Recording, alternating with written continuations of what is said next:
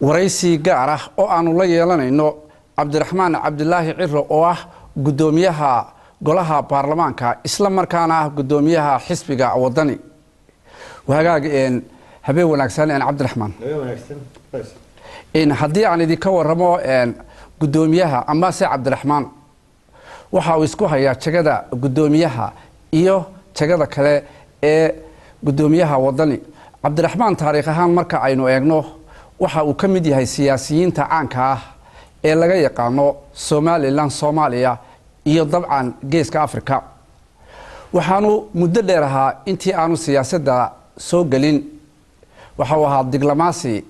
rogcadaadi ah oo muddo badan ka soo shaqeynayay markii wadanka la soo galay waxa uu ka mid ahaa raggii budligeenka ahaa xisbiga ucud maantana labada jaga ay isku hayay waayahay Cabdiraxmaan sanad cusub ayaa hadda bilaabmay bal guud ahaan waxa nooga waranta xaaladda Somaliland iyo hawlaha dhinaca baarlamaanku uu ilaa hadda qabtay bismillaahir rahmaanir rahiim dhammaan shacbiga reer Somaliland baan salaamaya iyo dadka dhammaan af Soomaaliya ku hadla iyo TV-ga Universal waxaan ugu mahadnaqayaa fursaddan wanaagsan ay siiyeen dhammaan shacbiga reer Somaliland waxaan ku hambalyeeynaa sanadka cusub waxaan Ilaahay ugu rajaynayaa inuu nabad iyo barwaaqo iyo ixtiraaf u gaarsiiyo ka soo socdo hadii Ilaahay ka dhigo xaaladda guud ee Somaliland waa laga wada dhageysan yahay wadanku waa nabad oo xasiloon yahay waxa horumar buu ku socdaa xagga siyaasadana kulay waxa loo diyaar garoobayaa doorashooyinka soo socda oo muddo 2 sanadood ka yar hadda ay ka harsantahay hadii la yiraahdo waayahay Cabdiraxmaan waxa jirta in had iyo jeer hadalku uu soo noqnoqdo labadan jago oo saxafiyiin badanna dabcan way ku wariyay laakiin ilaa hadda raayil caamku labada jago jahawareer bay ka qabaan bal aragtidaada hadda cadde waxa leeyahay ma jahawareerkaasi uu dhamaaday ninkii shaki ka qabay uu ka shaki baxay baan ugu qabaa muddo hadalku socday waxaana cadaatay in sharcigu iyo xeerka iyo dastuurku intuba ogashahay in labada jago la isku hayn karo waxa kale oo jirta in matala lagu tilmaami jiray Cabdiraxmaan ahaan intii hore ina dawladda gacan saar ay yeelateen laakiin muddo dambe in aad imika dhinaca mucaaradada aad waladay marka dadka qaar waxay qabaan in aragtida bal maxaad ka oran lahayd qof kasta aragtidiisa uu leeyahay xaq baan uu leeyahay kolba de xaaladda taagan ayuunba xaqiiqada ay soo baxaysaa wada shaqeynta online xukuumadda marka horena way jirtay haddana way jirtay oo ma xumo laakiin mararka qaarkood afkaarta waxa la isku khilaafi karaa marka waxaan qabaa wada shaqeyntu qaran ahaan baarlamaan ahaan iyo xukuumad ahaanba inay tahay lagama maarmaan laakiin markasta ma aha fikraddu in isku mid noqoto waayahay barido ta khilaafku wuxuu gaaray ilaa iyo heer maxkamad oo maxkamadda sare dastuuriga ayaa matalan waxaan leeyahay maxkamadda sare ayaa arrinku galay oo dhinaca shirgudoonka ahaa arrinkaasi masidiba ku dhamaaday mise waxa laga yaabaa hadii arrin sidaas oo kale inuu soo fadko hadala meel ma la dhigay khilaafkaas Somaliland dawa qaran jira dastuur bay leedahay dastuurku wuxuu sheegayaa in wadanku qaranku 3 waaxood yahay waaxda garsoorka waaxda xeerdejinta iyo waaxda fulinta marka 3 waaxood dastuurku wuxuu tilmaamayaa inay kala madax banaan yihiin waana shaqooyinkooda midna mid faragelin karin marka arintaas wuxuu ahaa un error dhacay wax walibana hawsheeda iyada u madax banaan waxa jirta matalan xisbigaaga oo kale waxa lagu tilmaamaa imika nin ka mid waxa uu sheegay in aan maalin loogu dari karin doorashooyinka soo socda marka adigu ma la aragti baa tahay la aragti baan ahay waxaan jecelahay doorashadu in waqtigeedu ku qabsanto wixii ka horeeyay doorashada ee suurta gelinayay ay ugu horeyso diiwaan gelintuna meel fiican bay maraysaa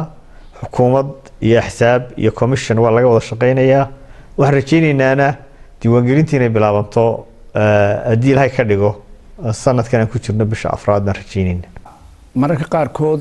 waxa la ilaahay Cabdiraxmaan waa nin aad u qoyar socdo diblomaasi ah oo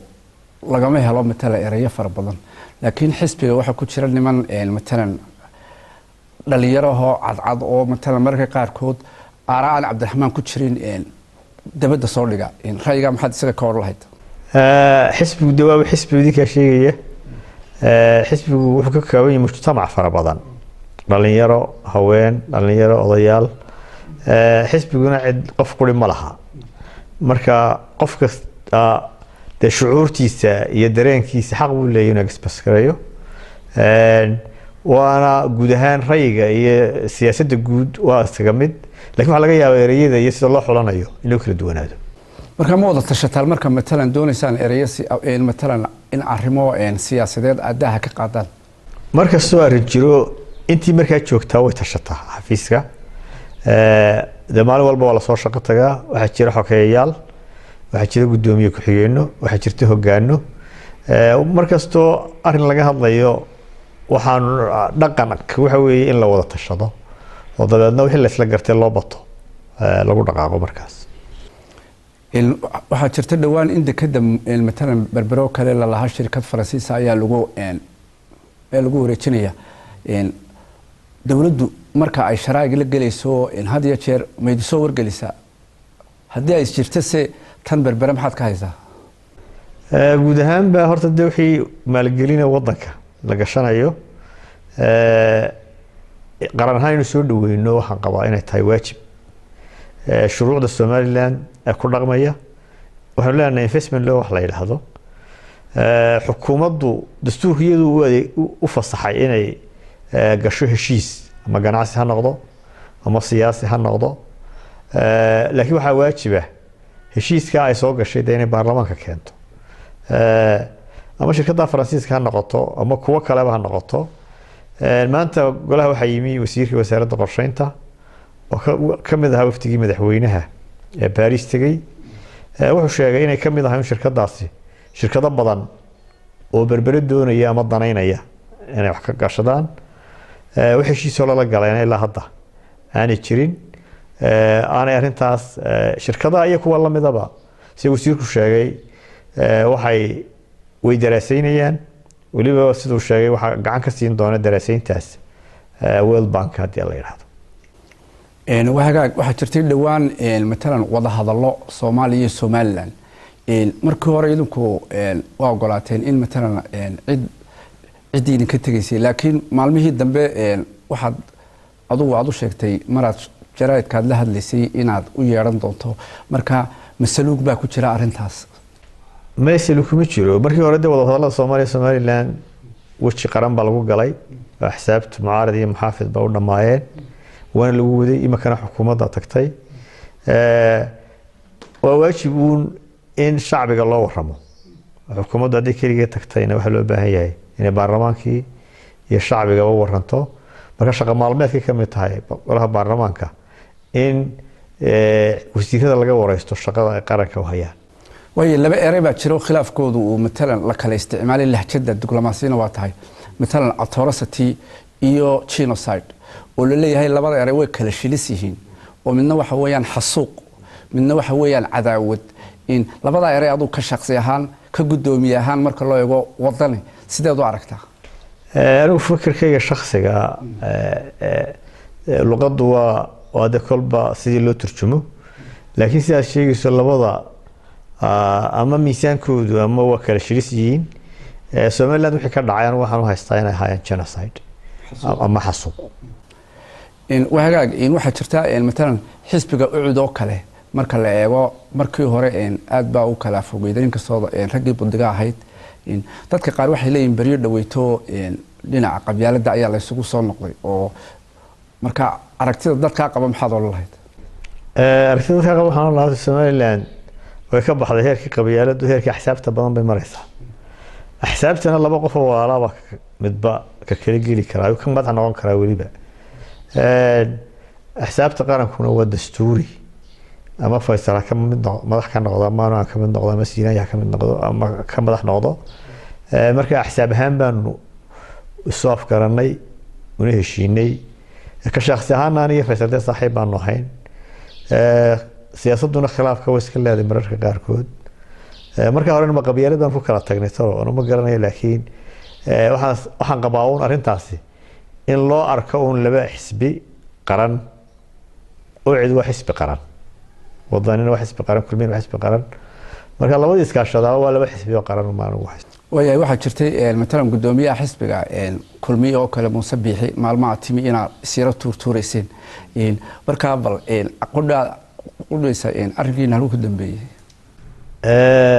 arrintaas waxba kama noola annagu saddex xisbi waxaan leenahay xiriir wanaagsan labada xisbi kale waa xiriir wanaagsan waxaan jecelahay inaan wada shaqeyno gudoomiyaashooda iyo mas'uuliyiinta axsaabtaba marka qaarkood kaftanku iska jira kaftanka halkaas ku dhamaado wahagaag golihiina baarlamaanka waxa had iyo jeer imka lagu xantaa dadweynaha idin soo doortay in matalan marka leegayo dhinaca cashuuraha oo kale cashuurihii barigi dhawta dhacay matalan dhinacii biyaha inkastoo ay ka dhigteen iyo kuwa kaleba in matalan aydan u miidaan dayna marka dambe la khilaaf idin ku dhaco laakiin se marka hore ay wax jideynaysan aydan u eegin dadweynihiina aragtida dadka maxaad ka horlahay dadku iyaga dadka soo xildhibaanada soo doortay doorashadiina way iska soo dhowdahay oo qolada aad u dhaliilaysa baarlamaanka waxaan la soo diyaar garoobay baarlamaanka imka beri wada kaftan qolada deegaanka hore waa laga caban jiro maalmaheed waxaan maqlayay iyagoo mala deegaankii hore waa fiicnaa marka waxaan lahaa aynu doorashadiina soo dhowda u diyaar garooba marka la keeno baarlamaankeenu wuxuu la mid yahay baarlamaanada dunida waa laga doodaa marka ishuga la keeno taa ugu dambeysay cashuurta ama gaadiidka ahayd ama xoolahaba ahayd baarlamaanku dib ka dooday doodii ugu kululayd bay ahayd inta xasuusta baarlamaanka waa lagu kala aragti duwanaa waxa la xoolaha laga duwo cashuurta oo gaadiidka laga duwo oo sigaarka la saaro oo qaadka la saaro waxyaabo necessary ah in la saaro laakiin waa dimuqraadi iyo foot uma lagu kala baxaa marka dambe marka waxay la tahay ra'yiga waa laga doodayaa waana nidaam dimuqraadi wixii loo bato ayuu go'aan ku noqonayaa hadii jeer waayahay cabdiraxmaan mustaqbalka hadii aad adigu bal sideed u aragtaa matalan tartan hadii la galo oo aad matalan ilaahayba kugu soo saaro jagadan madaxnimada maxaa isleedahay wadanka waad ka bedelaysaa ama waad ku kordhinaysaa horta doorashadu waxa weeyaan waa imtixaan oo waa la tartamayaa wixii soo bixi doona ilaahay baa og laakiin xisbi waliba kulli wuxuu leeyahay barnaamij siyaasi ah oo qoran oo doonayo inuu dadka ka iibiyo waxaan jecel lahay inaanu barnaamijkayaga dadka u soo bandhigno hadhowna aanu fulino oo aanu noqonin inaanu iska intii aanu fulin karayno asleema fulin karaysaan inaanu fulino waxyaabo badan baa horumarka wadanku waa laga maarmaan اعتراف كانوا كشغينو كانوا waa jecel lahay laakiin waxaan qabaa qolooyinkii hore ee madaxda wadanka noqdayna way soo dadaaleen aniguna waxaan jecelahay halkii ka sii bilowno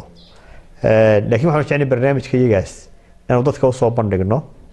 oo barnaamijkaanu dadka ka gadno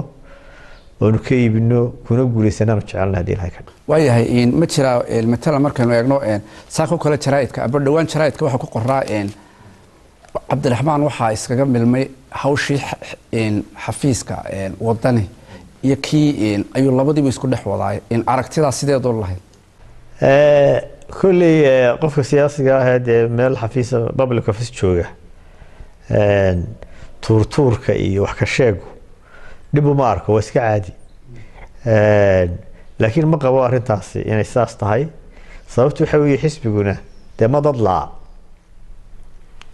waxaa jooga garabkii haweenka waxaa jooga garabkii dhalinyarada waxaa jooga intaasoo mas-uul waxaa jooga guddigii fulinta waxaa jooga hogaankii waxaa jooga dee shaqaalihii baahi badan oo loo qabo inaan mar walba aan dul taagnaado dee ma jirto qof uma ka ahay xisbiga tan kalena dee saacadaha ay leedahay shaqadii oo wax badan oo isku khaldami karaa inay jiraan ma qabo in gudoomiye waxaan kale ku weydiin lahayn bal xeerka doorashooyinka golaha wakiilada maadaama idinku aad tihiin raggii shuruucda dejinayay ilaa hadda halkuu maraya horta xeerka hore golaha wakiilada lagu doortay 2005tii wuxuu ahaa xeer mar kaliya lagu geliyay doorashada marka maadaama doorashadii baarlamaankuna hadda ay soo dhowdahay gol ahaan fadhigii ka horreeyay baanu keennay in xeerkii la sameeyo marka waxaan rajaynaynaa doorashada ka hor horta waa dhammaynaynaa taa shacbiga waa ballan qaaday inaan dhammaynayno iminkana gacanta waa la bilaabay in laga doodo arrintaa laga hadlo berigii hore waxaanu ku qaybsanay heshiis aanu ku qaybsanay oo ku salaysnaa degmooyinkii ama gobollada hadda jira degmooyinka ingiriiska berigii hore ama gobolladeena cusub ee Somaliland ee 6 gobol ahaa berigii baarlamaanka ugu horreeyay 60kii 1960kii wuxuu 330 kursi marka degmo waliba intii heshay baa loogu dhuftay 2.5 marka wuxuu noqday 82 kursi ku soo baxayeen gobollo in yar laga qaaday oo loogu daray waa jireen Hargeysa 18 bay yeelatay markii la raacay formuladaas laakiin saaxil baa laba looga jaray oo saasay 20 ku heshay fikraduhu hadda way kala duwan yihiin oo waxyaabo marka laga yaabo in xasaasi noqdo waxa kamid ah sida kuraasta loo qaybsanayo dadka qaar waxay qabaan in kursiga qiimo loo jaro oo marka dee codka uu noqdo universal codkaasi oo ka soo baxaya Burco iyo Hargeysa ka soo baxayaaba ay isku mid noqdaan in badan waxay rumaysan tahay in baarlamaanku yahay representative ama wakiil marka wakiilkii sanaag haduu 12 ahaa waxba laga yareyn karin ama ka soo laha 12 waxba laga yareyn karin marka kulliba fikraduhu way soo ururi doonaan dooda laftigeeda hadda wax laga yaabaa soo socotay dooda qaraan wax laga yaabaa laftigeeda in arrin issueskaas lagu soo qaado laakiin waxaanu jecel lahay haddana waa la ururinayaa fikradahaas xeerkiina insha Allah waxaan jecel lahay inuu dhaqso soo baxo way khilaafkii labada gudoomiye baridoto meel dheer ayuu istaagay marka ilaa hadda dadku waxay leeyihiin khilaafaad kugu jiraayo Cabdiraxmaan wuxuu doonayaa meeshaba inuu ka wada dhigo xisbigiisa marka bal arinta ka hor horta xisbigu oo saddex xisbi qaran baa jira laakiin baarlamaanku hadda siduu Somaliland uu yahay marka la eego xisbiga ugu badan ama madaxda ugu badani waa kulmiye dee ma wada noqon karayaan marka taasi waxay la tahay uun hadal la iska yiri uun buu u ekaanayaa markii hore kulmiye intii uu soo baxday waxay dhowr iyo 20 dee saxaafadda ka arkaysay inuu xildhibaano badan oo udub ahaan jirayna way ku biireen marka waxaan leeyahay dee xisbiga ugu badan hadii xisbi loo eego waa kulmiye laakiin maalintii dhaweytana gol ahaan bay isku raaceen film ayna xisaab ahaan isku raaceen issue taagna aragti xisbi kuma salaysnayn laakiin baarlamaan ahaan iyo dee baarlamaanka sharaftiisa iyo karaamadiisa bas loo isku raaceen marka waxa qabaa'un baarlamaanka issue yaala marka laga wada hadlayo ayuun baa noqon karaa issue xildhibaanadu ama aragtiyo ku kala qaybsanaan karaan way jiraan xildhibaano badan oo dee wadaniya laakiin waxa ka badan inta kulmiye sheeganaysa hataa ka badan inta wadan sheeganaysa way khilaafkii in labada gudoomiye qudheeda in halkay ay saldhigeen matalan shirgudoonadii deesa ka warqabteen aniga gudoomiye ku-xigeenadu wax shakhsi isku manaan haysan khilaafka asalkiisu wuxuu ahaa isku shaanayntii la sameeyay isku shaanayntiina golaha go'aan ka gaadhay oo aqbalay ansixiyay marka taas way iska dhamaatay وهاج إن ضد قرن إلا فيصل على ورابه إن وودي أو حسب المعارضة كله ده هالكي كوبيا شو بتهي سيدة عضو عضوارك ضد ده حكومة هنا وح جوان صدين إن لعبله إن ضد لعبته وحصل جرناي ما دام الضد أي حاجة كروليده معارض يم حافظ هذا لو قيب سمي iyo xukuumadda waxa la isla gartay oo lagu heshiiyay in saddexaad oo dhexdhexaad ah loo dhiibo dooda ay qabato ajendaha la isla eego oo dhinacyada dhammi isla eegaan xukuumadda mucaaradka xisbiga kulmiye waa la isla eegay waxaa lagu wareejiyey akaademiyadda nabadda ajendihiina waa la isku afgartay 4 qodob buu ka koobnaan doonaa mid wuxuu noqon doonaa doorashada iyo wixii soo hoos gala doorashada baarlamaanka doorashada guurtida kootaha dumarka doorashooyinkii hore wixii naga khaldamay issueskaas oo dhan waxay hoos geli doonaan doorashada ay hoos geli doonaan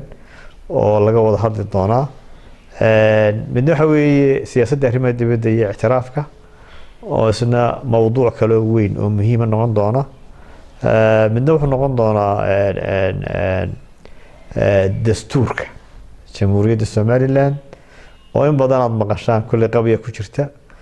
bal maxaa la iska weydiin karaa arrintaasi waa arrin iyaduna taagnaan doonta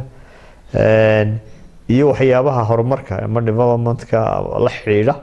ama khayraadka dabiiciga ha noqdo ama wax kale ha noqdo oo isna issue muhiim ah hadda ayaa filayaa 4 mawduuc laakiin mawduuc walba wax laga yaabaa inuu dadsi yeesho faqrado gaar ah oo laga wada hadlo waxa loo fasaxay dhammaan muwaadiniintu inay ka soo qayb gali karaan oo ay qoraalkooda soo diyaarin karaan oo paper ka soo diyaarin karaan mawduuca ay rabaan akademiyadana ay keenaan hadhowna ay present gareeyaan marka taa waxa lagu qoray sida loo soo gudbinayo saxaafada lagu qoray markaas doodaasina halkaas maraysaa waqtiga waxa la isla gartay in February 10keeda bilaabmo 3 sano socdo wayaan kugu soo celiyo qodoban hore ku weydiiyo matalan tan sharciyada labada jago dadka qaar waxay leeyihiin historian halku cuskanaya gudoomiyuhu matalan qodobka cuskanaya ay dastuurka labada u fasaxaya shuruucdeenu iyo dastuurkeenuba wixii aanay ka reebin waa fasax marka dastuur oranaya la isku mahayn karo iyo sharci oranaya la isku mahayn karo waxa fiican rag badan baa baaray looyaro badan baa baaray marka way soo waayeen anna waxaan sharciga diyaar baan u ahay hadii dastuurku leeyahay la isku mahayn karo diyaar baan u ahay sharciga hoggaansamo marka arrintaasi arrin la baaray oo la soo waayay bay noqotay way Cabdiraxmaan dadka qaar qudhooda waxay leeyihiin Cabdiraxmaan campaign-kii uu bilaabay maalin tacadaadlaya uu soo maray meelo wax weeyaan marka balka waran hadda meelaha waxa durtamo bilaabay campaign-kii sidii matalan uu si isagu si diyaar garoobay أنا ما بلعبين كامبين ولي كامبين كنا ده وقت يسمى ولا لا سوية أريد أن أعد لو تجينا وحي هاي الدجاج كي قاعد صدي أنا كلا غيب قالوا الدعاء يسمي سنين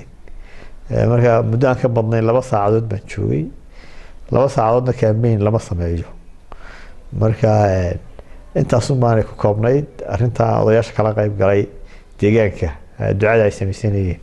way baarlamaankiinu gudiyo ka kooban yahay waa gudiga deegaanka waa gudiga sharciga waa gudiga matalan arrimaha bulshada gudida cadaaladda markaad eegto dhinaca cadaaladda maxaa ka qabateen way dadweynuhu dhinaca cadaaladda aad ayuu uga hoose dastuurka saan sheegay waa 3 waaxood uu sheegayo cadaaladda waaxda garsoorka ka mas'uula laakiin baarlamaanku wuxuu leeyahay dabagal ama gudiga cadaaladda hadaba galaan ama xeerarkii in la fuliyay oo sidoodii loogu dhaqmay ha fuliyaan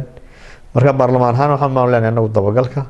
laakiin cadaaladii iyo sidii loo maamulayay de waxda garsoorka leh way sanadkan waxa jirtay matalan ina meelaha soo mari jirteen xabsiyada soo mari jirteen maxkamadaha eegi jirteen qolooyinka matalan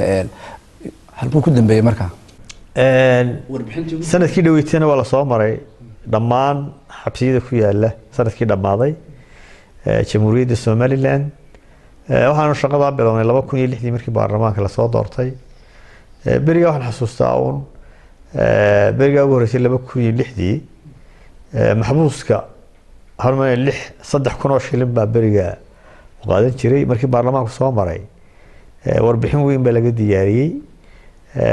xukuumadda waan u gudbinay xukuumadduna runtii tallaabadaas way fulisay waxaana ama shan laab baan u malayn in looga dhigay intii maxbuusku qaadan jiray marka kulliba xaaladaha de waajibaadkay ka mid tahay anagu saa ku sheegay dabagalka iyo kormeerka marka taas waan wadaynaa si joogtaa bay noqon doontaa in golaha deegaanka oo kale marka aad eegto in qolooyinkiina gudida dhinaca deegaanka waxaa jirta in bariyo dhaweyto qudhoodu meel weyn mareen deegaankina maanta waad aragto wadankeena waxa weeyaan xaalif buu taagan yahay mana jiro matalan waxyaabo badan oo badiil oo lagu bedelo matalan marka guddidaasi qudheedu warbixintooda xagee maraysa guddiga deegaanka iyo khayraadka dabiiciga ah iyaguna way guddiyada socodka badan bay ka mid yihiin badda Somaliland iyo sida khayraadkeeda loo gurto way ka warameen oo ay tageen meelaha deegaanka runtii aad bay ugu fiirsadaan warshadan dacar buruq ee samaysa waxa ka soo sameeyay warbixin aad muhiim ah ahayd way wadaan facilities kaliya ku yar yahay baarlamaanka awoodiisu uu ku dhaqdhaqaaqayo laba mid hadda baarlamaanada kale warbixin leedin keeno wax ma ka qabataan warbixinta anagu waxaan u yeernaa cidii ay khuseysay waan u yeeri karaa waan u gudbinaa xukuumadda waxaan u soo jeedinaa wax laga qabto baarlamaanku inuu arrinta daba galo weeye laakiin isagu deegaankii ma hagaajinayo laakiin cidii deegaanka ku shaqo lahayd ayuu farayaa waa loo yeerayaa wasiirkii waxa loo yeerayaa wakaalad haday tahay waxa loo yeerayaa warshad haday tahay cidii ka madaxda ahayd pollution ka deesameynayay marka runtii waxaan leenahay de hawl dadkuna u baahnaa dalkuna u baahnaa waajibaadkiina anagoo gubanayna ayaanu sameynaa dhinaca arrimaha bulshada waxa weeyaan waxa in badan ka gaabiseen dhinaca tahriibta oo matalan gudidiina arrimaha bulshadu waqti dambe oo matalan sidii ayaan ba abiil u sameey lahayd amba ay ula hadli lahayd meelaha laakiin mar dhaxo ay la hadashay dawladdu waa tii markiiba samaysay gudida samaysay matalan wasiirada ilaa halkoo idin maraya marka runtii de arrinta waajibaadka baarlamaanku waa taa dabagalka dareenkii ka dhashay iyo kulley guddigu sida uga shaqaysay waxaa leeyahay ka mid bay ahayd curashada ama abuuritaanka guddida qaran ee tahriibka way bal maxaad shacbiga maadaama fursadan ay TV Universal ku siiyay fursad aad uga faa'iideysayso yaad la hadli lahayd yaad wax u dir lahayd yaad fariimo u dir lahayd dhammaan horta waan salaamayaa madaxda iyo mas'uuliyiinta iyo taageerayaasha xisbiga wadani waxaan gaar u sii salaamayaa haweenka iyo dhalinyarada garabadooda waxaan salaamayaa dhammaan shacbiga reer Somaliland waxaan u mahadnaqayaa TV Universal fariinta guud ee shacbiga reer Somaliland u dirayaan waxa weeye siyaasadda kulliba kala aragtiyo iyo kala xisaab waa lagu noqonayaa laakiin wax bermageyda baa jiro dadka ka dhaxeeya dalku way naga dhaxeeyaa nabadgelyadiisu way naga dhaxaysaa amnigiisu way naga dhaxeeyaa marka inaynu wada ilaashano aynu ka shaqeyno sidii wadanku ammaan noqon lahaa sidii nidaamka dimuqraadiga aynu haysano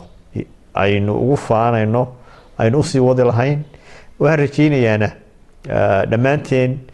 inaynu doorashada si nabad ku gaadhno haddii la yiraahdo aad iyo aad ayaa mahadsan yahay kaasi waxa uu ahaa gudoomiyaha golaha wakiilada isla markaana gudoomiyaha xisbiga wadani Cabdiraxmaan Cabdilaahi Ciro aad iyo aad ayaa mahadsan yahay in waraysiga gaarka ah ee telefishinka Universal uu siiyay tan iyo inta aan ku kulmi doono sidaas iyo nabad